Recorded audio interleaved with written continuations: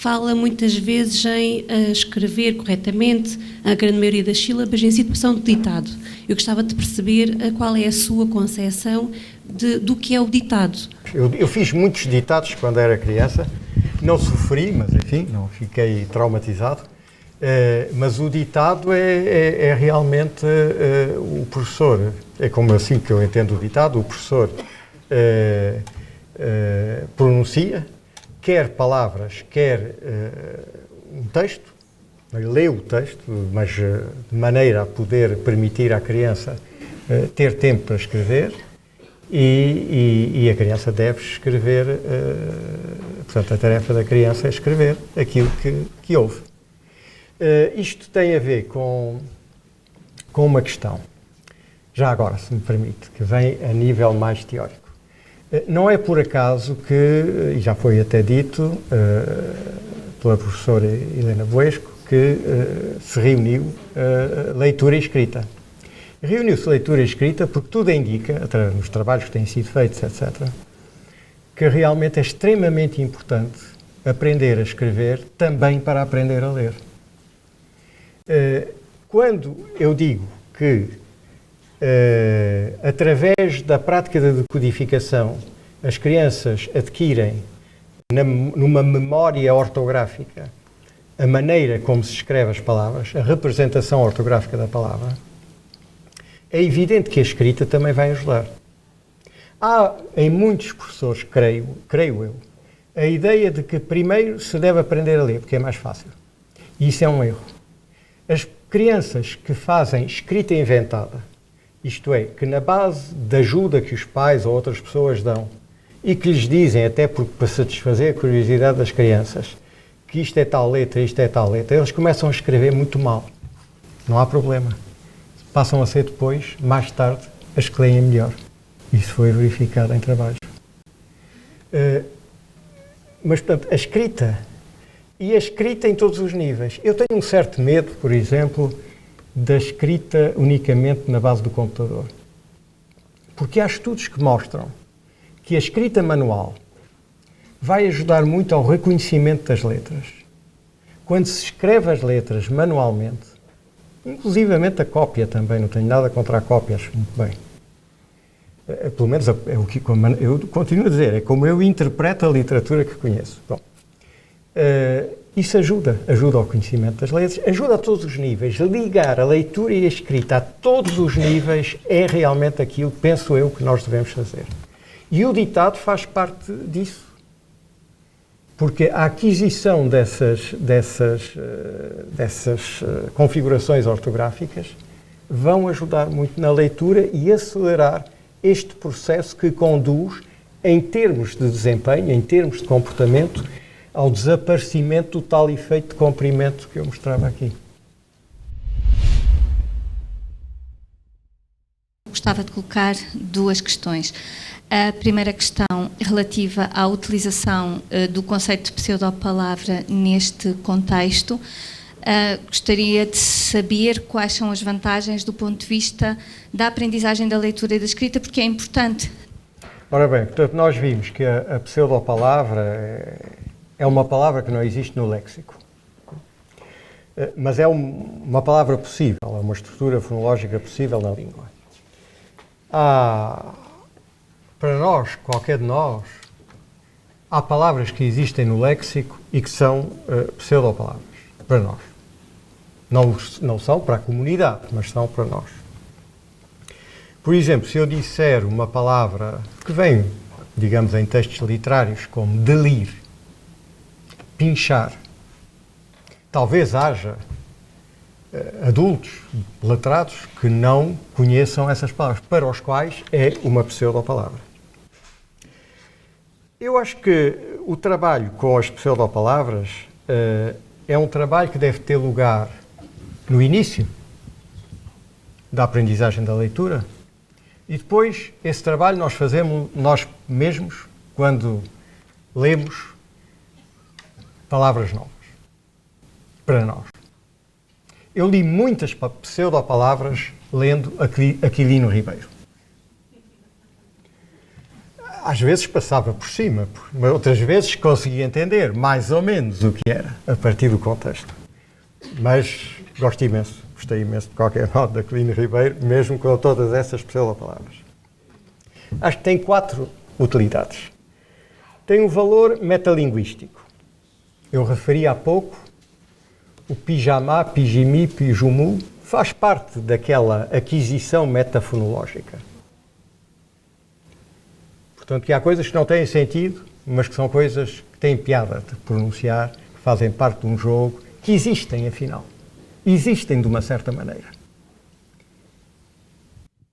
Em francês, mas não conhece provavelmente um cantor que se chama Henri Dess, que é sobre os fantasmas e que diz a certa altura, canta a certa altura que os fantasmas não existem e depois diz, não, eles existem.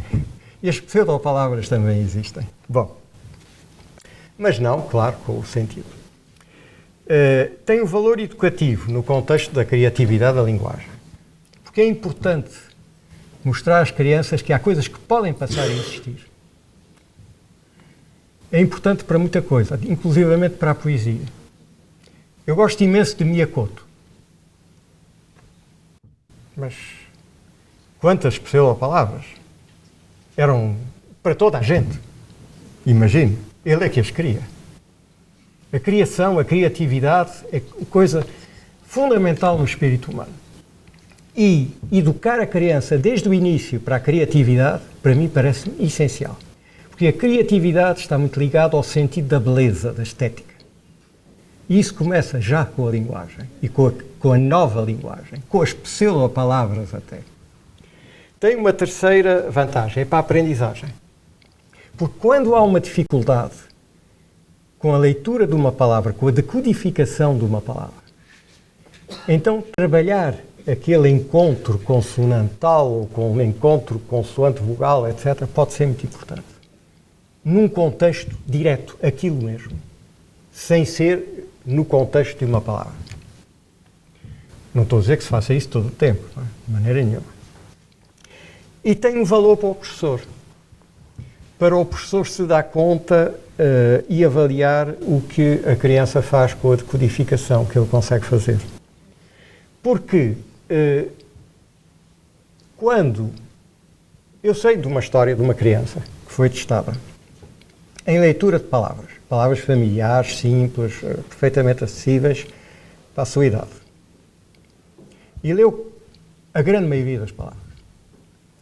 Depois apresentou-se pseudopalavras. Tudo errado. Há um problema aqui. A interpretação pode haver várias coisas que podem ter contribuído. A primeira, evidente, é que leu palavras porque já as tinha decorado, já tinha encontrado e já tinha decorado. Pode não ser a única, outra coisa pode ajudar. Pode ser o seguinte, pode ser, ele parte da ideia de que aquilo que encontra na frente tem de ser uma palavra, tem de ter sentido. E então modifica. Nós encontramos isso nos iletrados. Os iletrados têm uma tendência, quando ouvem pseudopalavras, portanto aqui não é escrita, ouvem pseudopalavras, têm tendência a responder com uma palavra. Transformam para dar uma palavra. Porquê? Porque partiram da ideia de que aquilo que lhe apresentamos é uma palavra. Tem de ser uma palavra. Claro que, para fazermos bem esse tipo de experiências, temos que explicar que género de coisas vamos apresentar auditivamente. Bom, mas, portanto, aqui a criança pode ter também partido da ideia, no exemplo que eu dava, que aquilo devia ter sentido. É o imperialismo do sentido. Desculpem, mas eu chamo isso o imperialismo do sentido. E os imperialismos são todos maus, inclusivamente o imperialismo do sentido. Eu vi os resultados que nós temos do tal estudo do PNL, são centenas de crianças, não é? Fiquei admiradíssimo com uma coisa que se passava. Nos tais testes de fluência oral, na leitura, a decodificação, a certa altura, quase não aumenta. E é muito baixa. Como é que é? Quer dizer, a fluência que nós chamamos decoding fluency, portanto, a fluência na decodificação. Quer dizer, dá-se pseudopalavras, uma lista... Aliás, como é que nós construímos isso? Nós temos um texto para a velocidade de leitura, mas em que se pede que leia de maneira correta, com boa entoação, etc. E a partir desse texto, nós apresentamos listas de palavras. Portanto, esse é outro teste. Mas são exatamente as mesmas palavras. São apresentados, por exemplo, uma semana depois, ou 15 dias depois. São exatamente as mesmas, mas não faz sentido, porque está tudo mais ou menos quase aleatório. A partir das palavras, nós construímos pseudopalavras modificando uma consoante ou uma vogal e verificando que não dá outra palavra. Bom. Ora bem, há um resultado muito fraco ao longo dos anos, mesmo chegando ao 5º, 6º ano,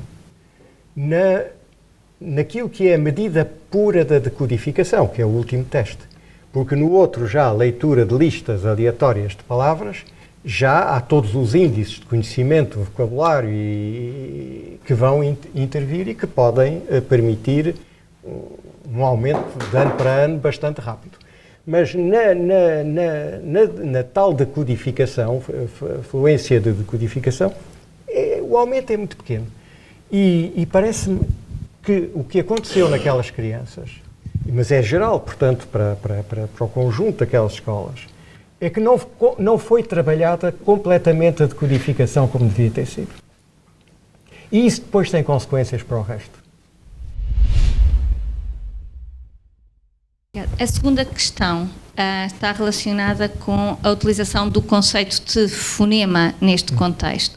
A questão é, até que ponto, por exemplo, no caso das vogais, não vai ser problemático estar a recorrer a um nível que é um nível de representação teórica do conhecimento fonológico, em vez de trabalharmos com um nível que é um nível a que mais facilmente temos acesso? Há várias coisas, havia uma discussão extremamente interessante sobre vários aspectos.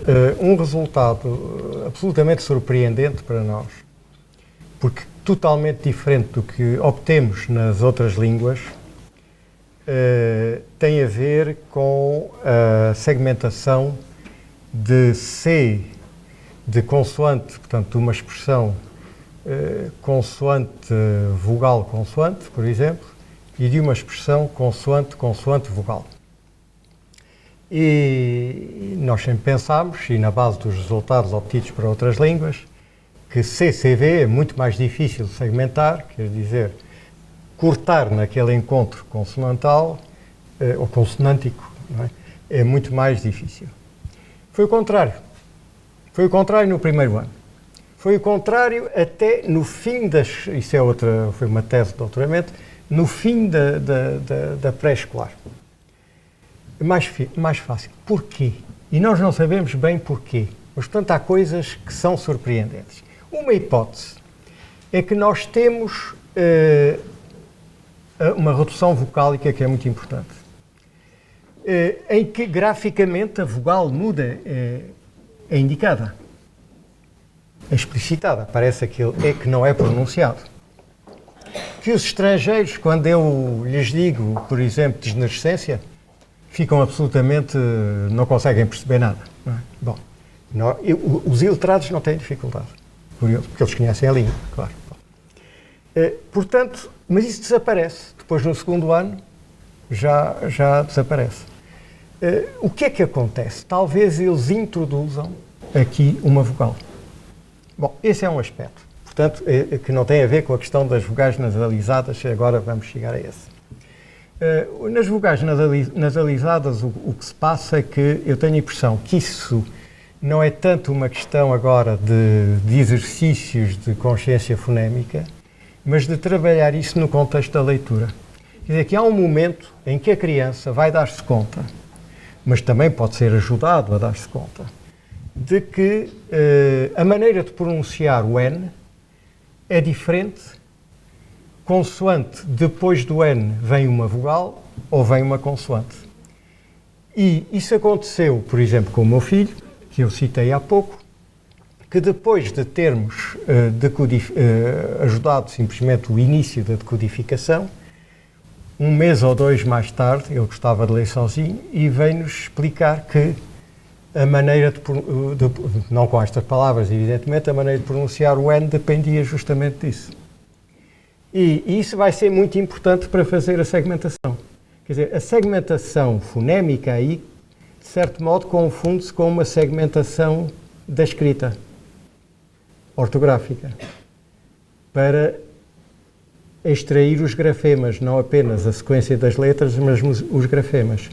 E isso é mais uma ilustração, penso eu, da necessidade de reunir leitura, escrita e também a continuação para consolidar da consciência dos fonemas. Portanto, tudo isso está ligado. Porque, na realidade, nós, e portanto, possivelmente sabe isso também, nós temos tendência a ser influenciados para contar os fonemas numa expressão, temos tendência a ser influenciados pelo número de letras.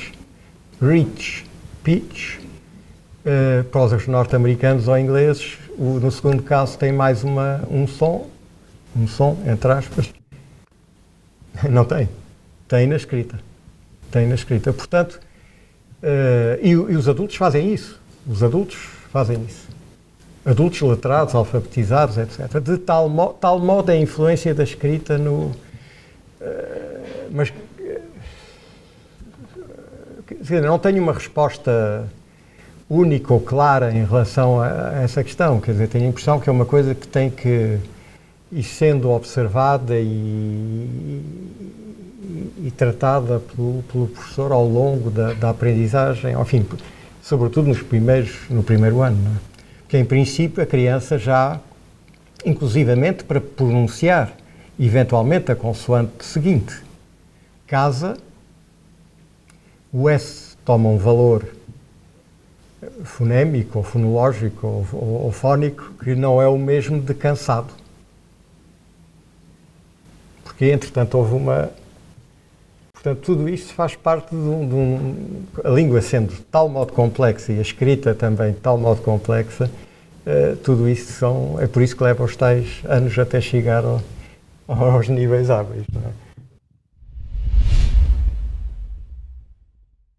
A minha questão é, a sua proposta, apesar de termos distinguido muito entre som e fonema, porque são de facto coisas diferentes, eu pergunto se a ideia é suportarmos-nos em aspectos acústicos, de que forma podemos estimular, dar as ferramentas aos professores para que trabalhem nesse sentido, de que forma podemos dar corpo a esta representação, com a consistência da ortografia, etc. Uhum. Portanto, se por um lado ajudam, por outro lado também podem atrapalhar. A mesma coisa em relação aos aspectos acústicos, e eu pergunto em que sentido, ou que informação devemos passar aos professores, e qual é a sua opinião em relação a isso? A questão é muito importante. Eu tenho a impressão até que há várias questões na sua questão. Aquela minha amiga linguista brasileira que eu referi como tendo realizado aquele livro, ela propôs um método de alfabetização em que começa esse trabalho do conhecimento, da consciência fonémica em relação com o conhecimento da letra, começa pelo V. E utiliza muitas expressões vivi, vovó, etc. Bom, no Brasil, não é? E porquê? Porque ela diz, essa é perfeitamente consistente, quer dizer, há uma... Mas podia não ser essa. O que me aborrece um bocadinho nela, mas perfeito, tudo isso me parece ótimo, é que é sonora. Eu teria preferido talvez o F, para começar, mas o que não há dúvida é que é melhor evitar começar por fonemas que podem ter várias realizações grafémicas, não é? Isso, inteiramente de acordo. Portanto, quer dizer, aí há já posso discutir um bocadinho os princípios, mas eu não me considero capaz de propor exercícios bem precisos ou uma progressão bem precisa, ou por que coisa começar. Mas essa ideia de começar por fonemas cuja realização, por um lado, cuja realização acústica seja mais mais visível, mais isolável, de uma certa maneira. E por outro lado, evitar a confusão que vai aparecer depois quando tiver que conhecer outros fonemas e outras letras. Isso parece-me, de facto, parece-me um bom princípio. Até para a própria consciência fonémica, independentemente. Quer dizer, os estudos, a certa altura eu fiz um apanhado dos estudos que mostravam que havia vantagem em segmentar a partida fricativa comparado com a oclusiva, e havia tantos estudos que mostravam que havia uma vantagem para a fricativa como não havia vantagem, mas não havia nenhum estudo que mostrasse que havia uma vantagem em começar pela oclusiva. Portanto, não é de uma clareza total, mas quer dizer que pode ser que realmente ajude, e depois depende de outras circunstâncias também, quer dizer, de outras coisas. Agora, quando eu dizia que havia,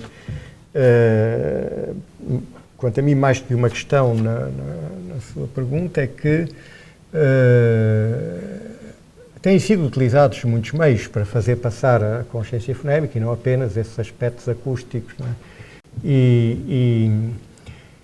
E todos os meios são bons, desde que há quem tenha proposto meios gestuais. Houve uma proposta em França para o início do ensino da leitura, em que os sons eram associados a letras e a gestos, não é?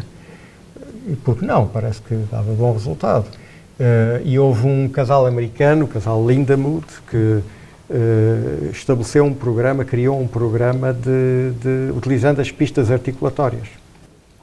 Portanto, fazendo a criança sentir o que acontecia, porque as pessoas muitas vezes nem se dão conta, não é? Podemos encontrar muitos adultos letrados que nem sequer se dão conta que realmente há qualquer coisa diferente que se passa aqui quando pronunciamos uma sonora e uma surda. Isso pode ajudar, e a sentir, digamos, a maneira de pronunciar na boca e na garganta, e é onde se põem os articuladores, tudo isso, dá pistas suplementares. Portanto, todas as pistas, visuais, articulatórias, acústicas, todas as pistas tenho a impressão que contribuem de maneira convergente. E é por isso que eu dizia também, a certa altura, que há certas coisas que podem funcionar melhor com certas crianças e outras funcionar melhor com outras. E, portanto, não tenho a impressão que se deva dizer há aqui um caminho único para chegar ali. Há coisas que parece darem melhor resultado, mas é uma média, e, portanto, cabe ao professor também conhecer o aluno e ver onde é que está a dificuldade do aluno e, eventualmente, experimentar outra coisa. E o professor José Moraes, de facto, nessa conferência, referiu a eficácia do método fónico. E foi a primeira vez que eu depois fui lendo sobre isso e verifiquei dos estudos que realizou que os métodos analítico-sintéticos, globais e naturais têm, portanto, resultados imediatos, mas o método fónico tem uma eficácia que perdura e que faz toda a diferença. O que eu lhe gostaria de colocar era, de facto, que visão tem sobre os estudos em que se baseia a eficácia portanto, dessas metodologias. A ideia segundo a qual eu estou à procura de dois quadros, porque eu não sei se vou encontrar, espero que sim. Sim, encontro. No tal livro que eu escrevi, mas que era já de 94 e depois foi publicado em Portugal em 98, eu tenho a impressão que tinha incluído estas duas tabelas sobre a influência do método. E foi feito nos Estados Unidos, por Barbara Forman. E ela comparou para a leitura e para a escrita duas situações, uma de pouca instrução explícita do código e outra com muita instrução explícita do código. E pode ver aqui, para as palavras regulares e as palavras irregulares, no segundo, sexto e nono mês, a percentagem, enfim, a proporção de leituras corretas. Vê que no início, no segundo mês, não há diferença entre os dois tipos de abordagem, de método aplicado. Que no sexto mês já há uma diferença importante que se mantém, não se pode dizer propriamente que se reduz, porque já se está aí muito perto do teto, e que evidentemente o teto não se fura, por definição. As palavras irregulares são evidentemente mais difíceis e, portanto, é normal que o desempenho seja pior. No entanto, é a mesma coisa. No segundo mês não há diferença, que evidentemente ainda não produz efeito, os métodos ainda não produzem efeito, mas no sexto mês já há uma diferença e no nono mês também.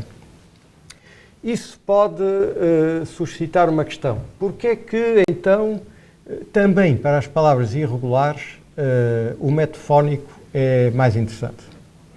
E isto responde em parte, enfim, responde, creio eu, àquilo que disse que o método natural dava resultados mais imediatos e o método fónico só mais tarde. O método natural não dá resultados mais imediatos. O método natural só dá resultados mais imediatos se nós dermos a ler à criança aquelas palavras que já foram treinadas na sala de aula. Aí é normal. Do mesmo modo que se eu apresentar à criança uma série de países e as bandeiras correspondentes, ela vai aprender aquilo. E as palavras é a mesma coisa, vai aprender de um modo que é não diferenciado, que é global, que é uma associação entre um A e B, enfim, entre duas coisas. De acordo? Portanto, é normal que se teste a criança com os mesmos, com aquilo que é treinado na sala de aula, que seja melhor. Mas não é assim que nós devemos testar as crianças. Devemos testar as crianças com aquilo que ela ainda não viu, que ela ainda não aprendeu, para ver se ela transfere. E isso observa-se, então observa-se que há claramente uma vantagem do método fónico. Porque simplesmente decorar a forma de uma palavra, eu digo que não é aprender a ler. Não é aprender a ler, é aprender a nomear um objeto. Isso nós fazemos com os objetos, mas não estamos a ler. Estamos a reconhecer, como reconhecemos as caras. Suponhamos que eu sou muito bom e que não sou prosopagnósico, mas que sou muito bom para reconhecer caras. Eu posso olhar para vocês e amanhã vocês testam-me, apresentam-me as vossas caras e eu posso dizer este estava ali, aquele estava acolá, etc. Ok, mas isso é reconhecimento de objetos e de lugares. Não é outra coisa. A leitura é qualquer coisa de completamente diferente. Quer dizer, é um mecanismo que inicialmente é de codificação, mas depois deve ser uma coisa totalmente não controlada, automática. Bom, mas agora veja, na escrita a mesma coisa. A escrita é muito mais difícil, mas na escrita vê também exatamente o mesmo padrão. Os resultados são piores, mas têm a mesma evolução, tanto para as palavras regulares como para as irregulares. Mas então eu não respondi à pergunta que eu próprio me tinha colocado, que é, porquê que o método fónico é útil para as palavras irregulares? Vejamos o seguinte, eu dou-lhe um exemplo a partir de uma palavra francesa que toda a gente conhece. Mulher diz-se em francês femme. Essa palavra é irregular. É irregular porquê? Porque contém uma irregularidade. Muitas palavras, todas as palavras irregulares são aquelas que contêm pelo menos uma irregularidade. Pode haver mais, mas contêm pelo menos uma. É raro, tenho a impressão, haver palavras em que tudo é irregular. Femme tem uma irregularidade, mas o F, eles adquiriram, sabem como pronunciar.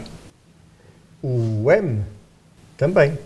E ME, sabem que o E mudo no fim, bom, não tem problema especial. O problema é que o E vai ser lido A, no caso de femme. Portanto, o que é que faz a criança que aprende a ler e que utiliza a decodificação? Ela vai ler femme e depois ela dá-se conta que femme não existe. E depois explica-se-lhe também que aquilo é femme.